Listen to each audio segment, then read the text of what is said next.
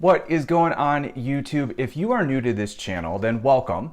And if you have been with me for a while, then welcome back. My name is Drew and I am bringing a video to you today surrounding the topic of first generation students.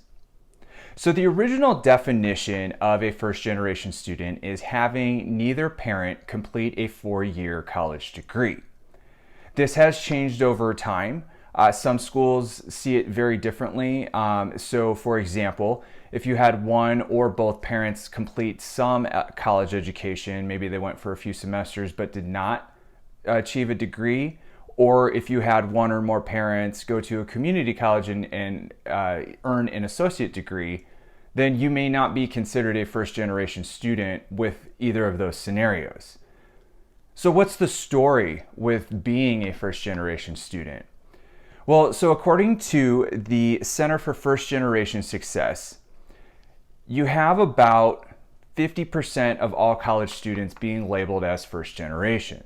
So that is a large number, and I've covered this in a few other videos. As our demographics change and as colleges address first generation students, which I will get to shortly, we will actually start to see a decline in the number of first generation students in higher education institutions, which is not a bad thing.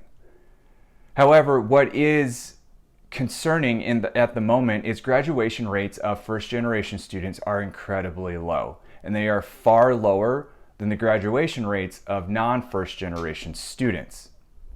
So why is this a drawback to be a first generation student? What's the problem with this?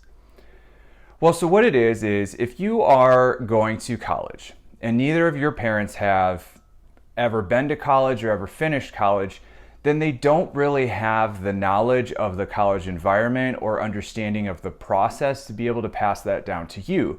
And the expectations are different. So for example, I've worked with many first generation students in my career, and one in particular stands out in my mind when she said, "My parents didn't go to college, so they can't help me. They know they can't help me. They can't give me any sort of advice." And this was in her first semester. So she was well aware that when she encountered those problems, she couldn't go to her parents. And so first generation students are less likely to visit campus before going to college just to see which school is for them. They are less likely to feel that they are academically prepared, even though they may be just as academically prepared, if not more, than their non-first generation classmates. And they're less likely to ask for help when they need it because they don't really know that they can. And so when you have a student who really doesn't know how to navigate this process, they don't know sort of the nuance of the college atmosphere and what a lot of non-first generation students do understand. A great example of this would be scholarship applications or even the FAFSA. This can be overwhelming to first generation students and their parents. And so what happens is when these first generation students will attend college, they may feel like they don't belong because they don't know. They don't know the nuance. They don't know the sort of unwritten rules of being a college student, and they can see their peers do all of these things and sort of navigate so efficiently. So they're very likely to not feel connected to their campus or their college, or really start to question if they're able to be successful. Not only that, there's also a lot of pressure coming from their families, and it could be from parents and relatives, and it could also be self-imposed. Because if you're a first generation student going to college and you know you want to graduate, you're also going to feel the pressure that you need to graduate and do this for your family.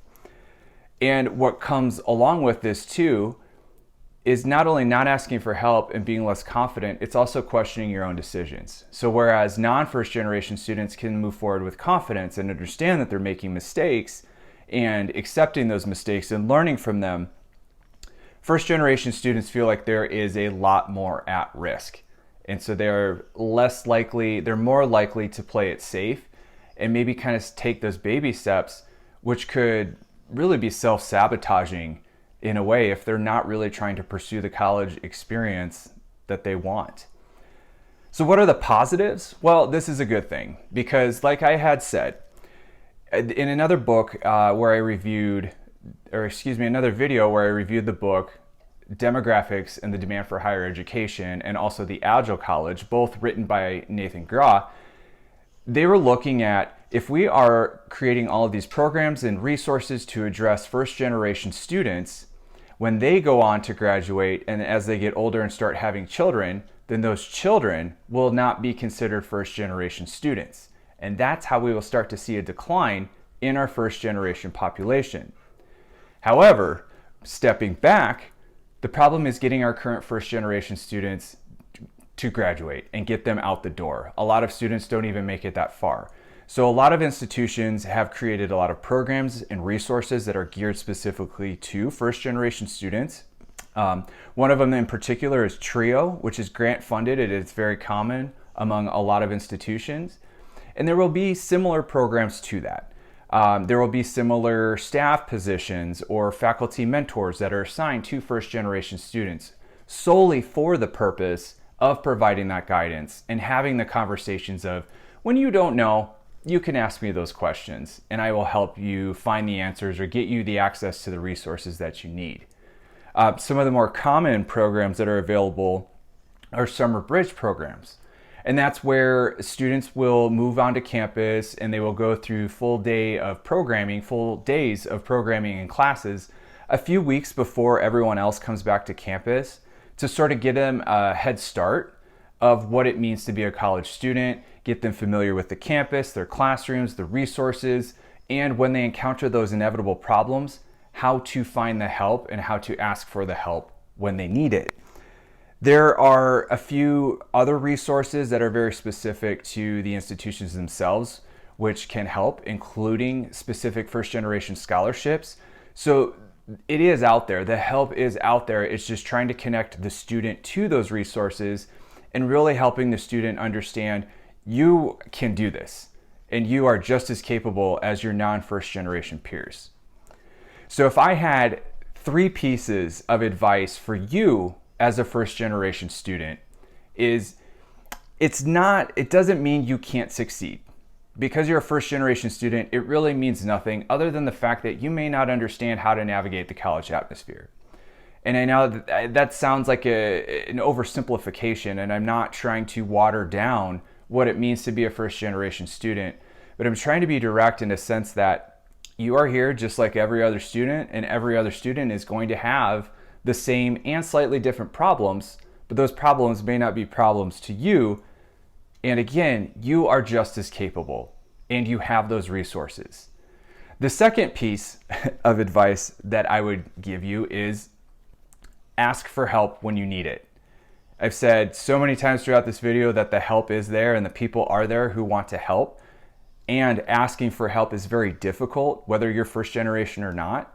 But when you ask for help, you are opening so many doors to what you need to help guide you and change your life and help you through things where your family may not be able to because they didn't walk the path that you are now walking. And the last piece of advice that I would give you is don't try to hide your first generation status. Own it.